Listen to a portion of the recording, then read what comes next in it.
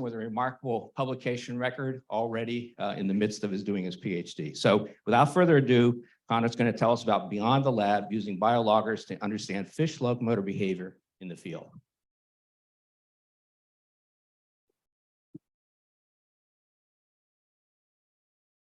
Thank you very much, Andy. We can wait another like 20 minutes, then we can all get beers afterwards. So thank you very much for hanging around. Get the talk started here. Awesome, yeah. So welcome. Works. So I spent a lot of time thinking about how animals behave and move through their natural environment. So right here, we can see a nurse shark that was tagged with a video camera on its dorsal fin, and you can see how it interacts and swims through its natural environment. And so when I think of an animal's natural behavior, you can kind of think of it all as this trajectory between its birth and when it ultimately dies, right? Like we all do. And I kind of think of it as this kind of game theory approach where you kind of have these two needs, these two requirements of acquiring energy and reproducing. And then you have all these huge other diversity of needs that are really kind of emergent properties of these two fundamental requirements. And I kind of think of this behavioral repertoire of all these tasks that you need to do and behaviors you need to accomplish as this behavioral ecology of the animal, or if you're maybe a little more traditional or old school, you might think of it as natural history, right? Kind of describing what these animals do. And so, which is in theory like this nice task, but in actuality, it's really hard. So here's a little cute juvenile green sea turtle that maybe you have an observation here when you catch it. And then as soon as you release this sea turtle, it swims away very fast. And then you really have no idea what it's doing with the rest of its life, unless it's maybe opportunistically observed. And you have all these really fundamental questions of like, where do they go? What do they eat? How active are they? How do they avoid predators? Right? So how do these animals really live their lives in this environment like the ocean, right? Where you can't directly observe them, you can't see what they're doing. And so starting in the 60s, Gary Kuhlman had this great idea where he went and started basically using like kitchen timers to attach these devices to Weddell seals' heads to record their diving behavior. So the idea was we don't need to actually see the animals do it. You have the animals record what they're doing and you get the tags back and record it. So he's kind of like the godfather of biologging, right? Like the study of using the animals to log things about their own biology. And in the last 20 years, there's been this humongous explosion in the use of biologging technology. We're in like the quote unquote golden age of biologging. But if you can see here, an early work is showing one of the earliest papers on this using accelerometers was showing how you can kind of describe penguin behavior here, right? When they're walking versus tobogganing, sliding on their bellies down the ice. And so accelerometers actually measure like the acceleration of an animal. And there's kind of two components to that. You can think of your total acceleration as the recording, what's recorded by the tags. And then you have, they also record this gravitational acceleration. And so that's kind of this baseline value, which is representative of the posture of the animal. And then you have all these lots of oscillations around it. And those are really corresponding to like the locomotor movements of the animal. And so you get this really rich diversity of this behavior. And I think kind of as a shame over the last like 10 years or 20 years, there's been this collapsing of this data, where instead of using this raw, like rich data set, we often kind of collapse it down to this metric called ODBA, which is overall dynamic body acceleration. It's really, you kind of think of it as this metric of just activity, where you've lost the richness in the data set. But it's really nice because it allows you to simplify this complex data set and have this one computational number. And so I started thinking of how can we better mine this data? And so I started thinking about how can we look at the dynamic movements of these animals and recreate them. So here's some like classic example of about a 1 minute period of the raw data from a red drum. And so here you'll see that fish starts at around 6 meters, goes to 8 meters, and then comes back up to 4 meters of depth. And then you see these kind of characteristic baseline changes in the acceleration data, as well as a bunch of oscillations around it. You can then basically convert this data into things like body pitch. You can estimate how the fish is pitched up and down as it's moving through the water column, as well as characterize these parameters like tail beat frequency. So each one of these oscillations is corresponding to a movement of an animal or to a tail beat of a fish. And so you can basically take this data and you can start making these cartoons of these fish and how they swim through the world. And while they're really kind of instructional and looking at, I realized as soon as I started making them is that this is like a terrible swimming behavior. If you ever looked at how fish swim, that is not at all how fish swim. And so it got me thinking about how do we actually measure how fish swim and how do we create this data to be more ecological, or how do we make this these kinematic movements look more biomechanistically accurate. And so that's what really brought me to George's lab, trying to think about how we can bridge this gap. And so when I came here, I started thinking about how we measure fish movements. And it's very different than those dynamic movements we see of animals in the field. So we bring fish into these controlled situations, like here's an early paper, and then we film them more or less, and then track the movements of different parts of the body. And then sometimes we can create these fish treadmills more or less. And basically all we're doing is collapsing all the variability in the fish's behavior and trying to standardize things. And it gives you a really good mechanistic understanding of how fish work in these steady states. But they're really limiting in which fish you can put in them, as well as how dynamic the behaviors are, as well as they're kind of like this sterile environment. It's a kind of a poor analog I always think of for the natural world.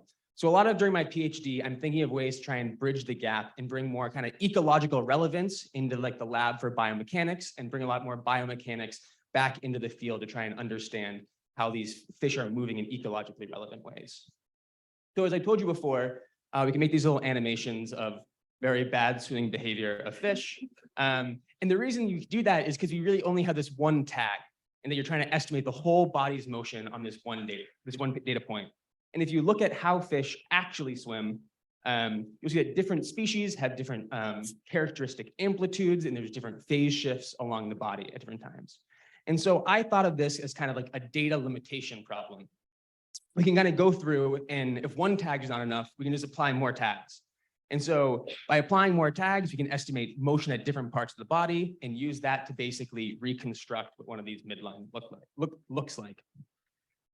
All right, so I did that with fish. So here's my beautiful model fish. I basically took all these little data loggers, put them in this flexible silicone body, and then flapped it back and forth in fish-like behavior, right? That's a very, very, very fish-like, let me tell you.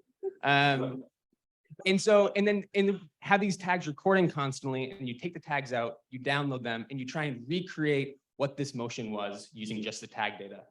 And I'm going to collapse a lot of this variation and just talk about heading for the most part in this talk, because I think it's the easiest one to talk about. And heading is basically think of a compass heading. It's yaw in like your XY direction.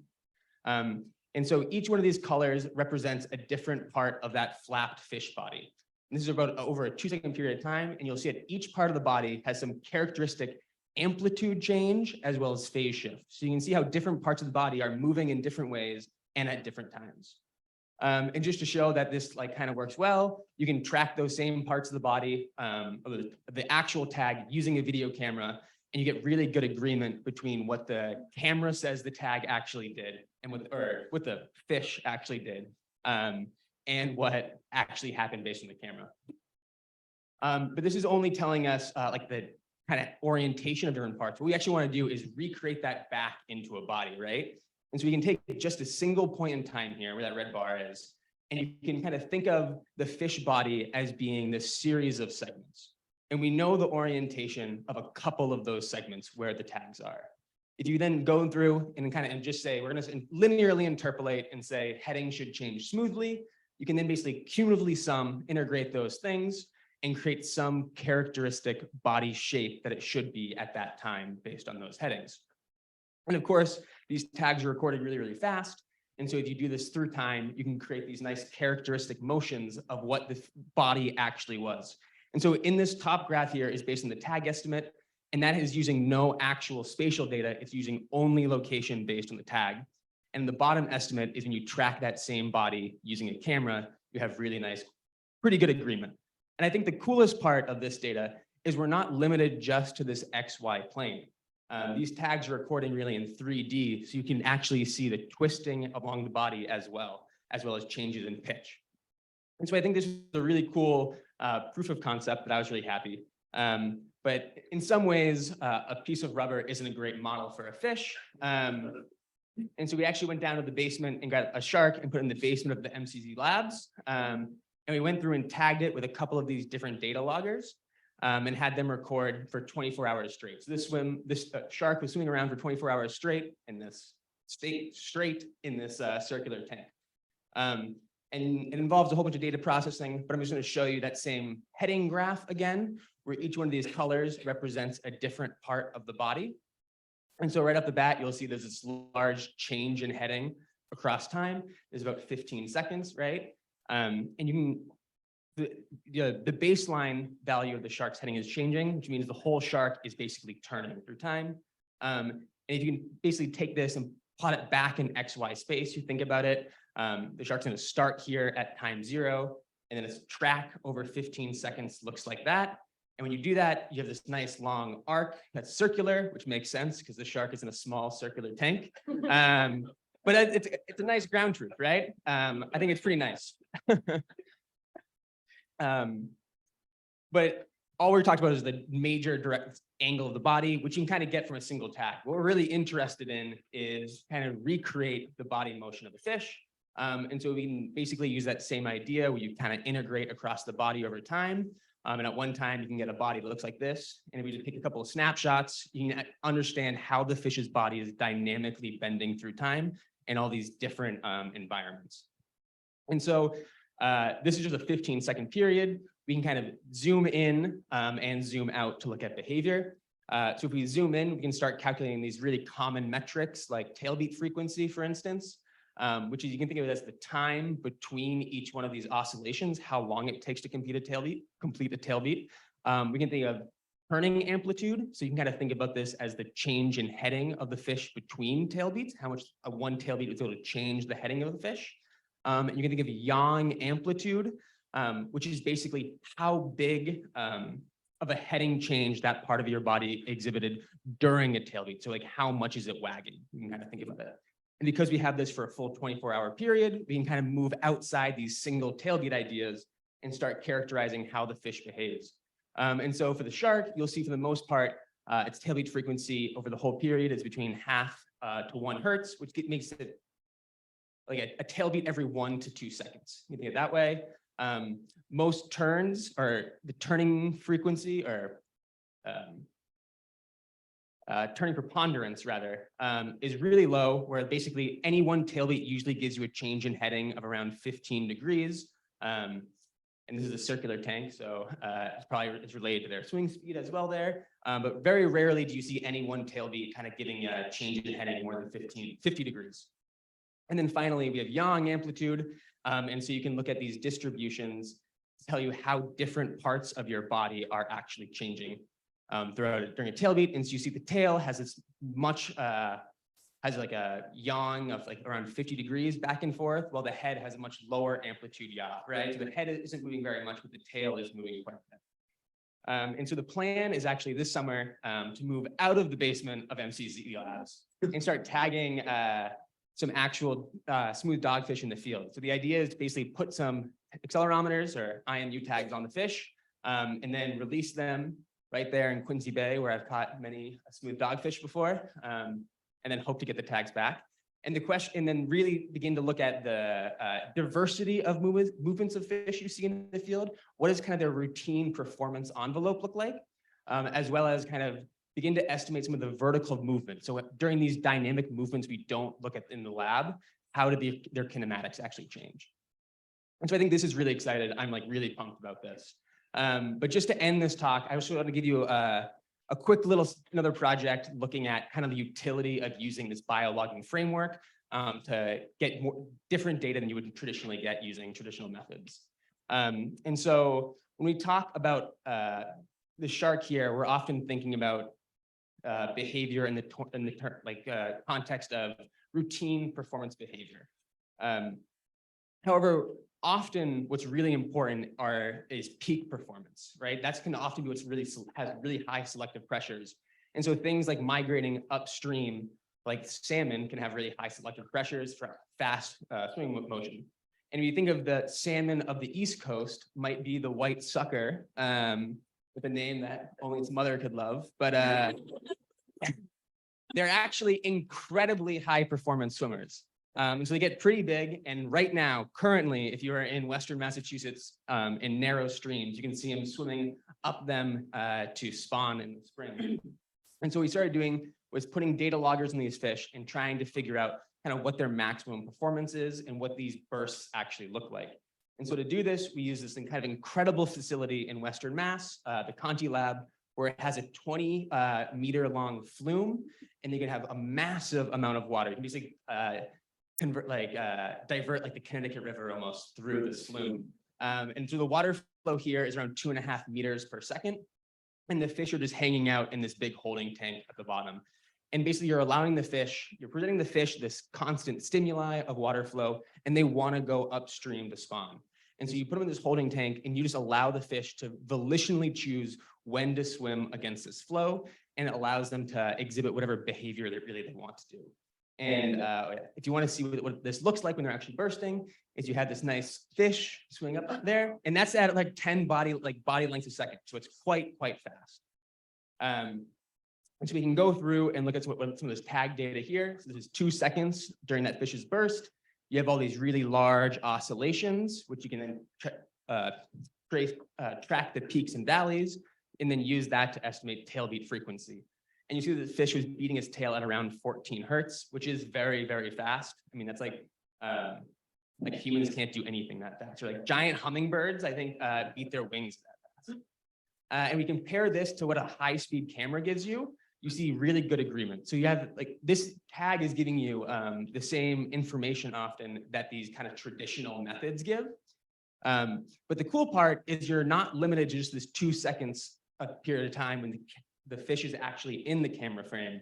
You can actually zoom out here. So this is the 2 seconds when the fish is in the frame being observed by the high-speed camera. We have the complete trajectory because biologgers are giving you this completely temporally unbiased estimate of what the fish is doing. And so you can kind of break this down, and you can see that right in the beginning, the fish is in the holding tank. It has these kind of inconsistent tail beats. It's not doing much. As it prepares to burst, it swims up into the flume, starts beating its tail at around 4 hertz, and then it takes off. You have all these really high amplitude, really fast tail beats at around 10 to 14 hertz. And then finally, it begins to then swim back down the flume, still pointed into the flow, actually, beating its tail, moving backwards at 3.5 hertz. Because tags are somewhat cheap, you can actually tag multiple individuals at a time, right? And simultaneously record from everyone. You don't have this data conflict problem. And so here are a bunch of fish we tagged almost a year ago. And each one of these vertical lines represents when the fish were bursting. And you get about 41 bursts per fish we observed that day. And only about 14 of those bursts were actually able to be captured by the high-speed video camera. So I think this is a really useful tool to kind of go beyond and kind of bring more ecological relevance to biomechanics and bring more biomechanics into the field of like behavioral ecology and physiology. And so that's really the goal of my PhD, right? Is to kind of move from a situation like this where a trout swimming in this kind of sterile environment and then move it into this dynamic world where individuals need to navigate around obstacles, interact with conspecifics and prey items, and really understand how individuals navigate and do this. With that, I would just like to say thank you to everyone for listening. We're almost done.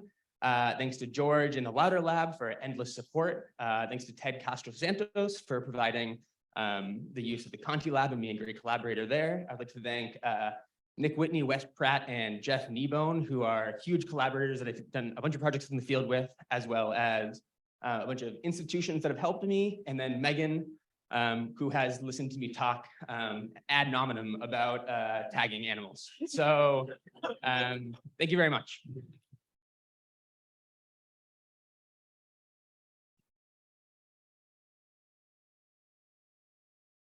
We can take a few questions before we adjourn to the standards. Thank you. Super cool. Quick question. So if you have to recover the tags, can you do this in the aquarium, like in the Boston City Aquarium, just to, because if you don't recover the tags from Quincy Bay, then you don't get your data, right? And the aquarium is like not quite as sterile, but not quite as inhospitable as the outside. Yeah, definitely. I've done a bunch of projects actually tagging sharks in different aquariums. We're actually tagging a bunch of zebra sharks in different aquariums around the US right now. But yeah, you definitely can. And that gives you like again, like a mesocosm-esque world. I think you're still left with the fact that like you have a very strict spatial constraints on the fish. And so like your efficient aquarium probably has actually much higher turning frequency, I would guess, than a fish in the wild that can have exhibit these long periods of relatively straight motion, as well as they're really vertically compressed, where the depth of the tanks is really short. And for like a lot of sharks that I show here is that they like have this very characteristic gliding and powering behavior. So they swim up and then glide down, swim up and glide down. And I'm really kind of interested in what the kinematics of that look like.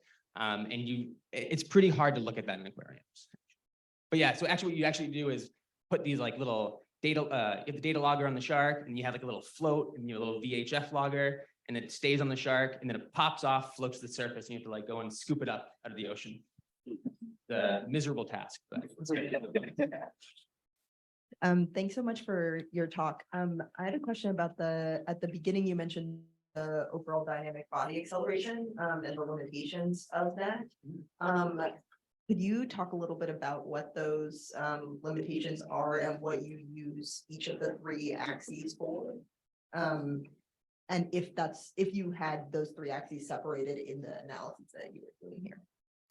Yeah. So ADBA is it's overall dynamic body acceleration. It's an idea that you can kind of integrate information from all three axes together, and it generates the total acceleration of the center of mass of the animal, which should be proportional to the amount of work, which is proportional to the metabolic rate. And so that's the whole theory of ADBA. It's kind of, I think it can be a nasty measurement, I think, to calculate in some ways, because it really relies on you accurately separating out like this gravitational component of acceleration. And so it's kind of sensitive to that, but it is really robust as a metric. And so basically what you're doing is taking all three axes together separately and then adding them together to create ADBA. What I'm doing in this talk is actually trying to convert that raw data into an actual orientation of the object, and then use that to kind of integrate into space. And then from that space component, you can then start to create these more traditional biomechanistic parameters. So I'm not using it from a strict energetic perspective. If that makes sense. Yeah, just wondering how you're going about optimizing how many loggers you put on a fish, and then thinking beyond that, morphological variation across fishes, and we have a lot of data packed away in the museum that might help with that, but I just wondered if you could speak at all to those sorts of considerations. Yeah, it's something I've thought a lot about. And I mean, I think there's an argument you could make that you could use some sort of like machine learning thing and use a fewer number of tags and have it be more, use a fewer number of tags and have like a better or have a reliable estimate of the motion. There are a bunch of people that have started working on using like segmentation of fish bodies and where these joints should be. I don't know, for a lot of it, it's like, you don't want to put too many tags in the fish too. Ideally, you'd have like 1 million, right? You could have like a tag every inch. Or like you were like tag a snake, right? You could have like the whole thing. You could get these really cool body motions. But I don't know. I think 3 gets you pretty good. And then you're losing the last little bit of the tail, which is actually a really important bit. But I think if you put anything on the tail, you're actually really kind of changing the morphology and how the way the tail interacts with the water flow. And so I kind of stopped at the peduncle. But yeah, and then yeah, morphology totally plays a part. Everyone's hungry or thirsty, so I think we should thank the students that spoke today.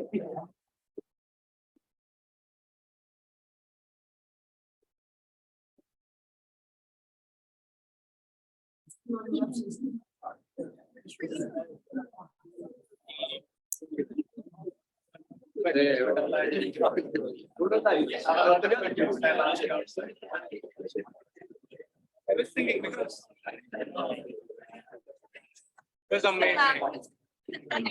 Like the presentation before. So you can talk in Spanish. I am sorry that I see Andrew and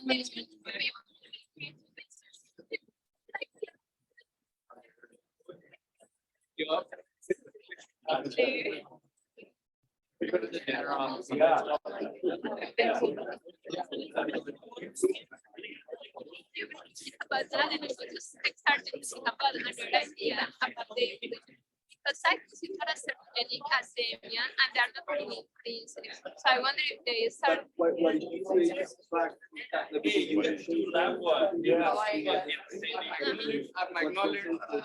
Yeah, so that's why.